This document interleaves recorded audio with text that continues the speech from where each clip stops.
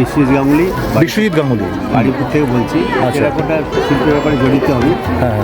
এটা প্রথমে প্রসেসিংটা বলে দিই। এঁটেল মাটি এনে তার প্রসেসিং করে সেইটাকে মাটির জিনিস তৈরি করা হলো। তৈরি করার পর সেটা শুকানো হয়। 3 দিন পর শুকানোর পর সেটাকে হিট দেওয়া হয়, চুল্লিতে পোড়ানো হয়। উনুনে বড় বড় চুল্লি করে সেখানে ধুয়ে তাহলে পুড়িয়ে 3 দিন মানে মিনিমাম 900 ফারেনহাইট ডিগ্রিতে আমাদের পোড়ানো হয়। আচ্ছা, মানে এর কমে পোড়ানো হয়। পোড়ানোর পর তারপর কালারিং করা হয়। আচ্ছা, কালারিং করার পর এই কালারটা যে লাইফ টাইম কালার, সেই কালারটা কোনো দিন যাবে না। করে নষ্ট জল দিয়ে সার্ফের জল দিয়ে শ্যাম্পুর জল দিয়ে ধুতে পারবে। আচ্ছা আচ্ছা 6 মাস যদি মাটির নিচেও রেখে দেন বেক করলে সেই কালার কোনোদিন নষ্ট হবে না, জল ঢেলে যাবে। আচ্ছা আচ্ছা, আর এবার একটু প্রাইস রেঞ্জ বলুন দর্শকদের জন্য। প্রাইস দিয়ে যেমন আমাদের 100 টাকাতে শুরু করে 5000 টাকা অবধি জিনিস আছে, এবং আমরা বড় মাল আরও বড় মাল এর থেকে যে যা শো দেখাচ্ছি এর থেকেও বড় মাল আমাদের কারখানায় হয়। এখানে 100 টাকার কি আজকে যে আছে? 100 টাকার এইটা 100 টাকা গণেশ আছে।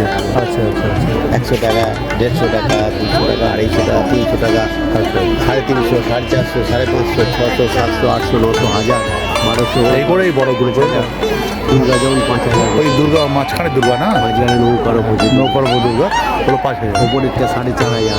আচ্ছা এটা 4000। আচ্ছা। গণেশটা 3000। আচ্ছা ওইটা হচ্ছে 3000, ওই মাছ ধরছে।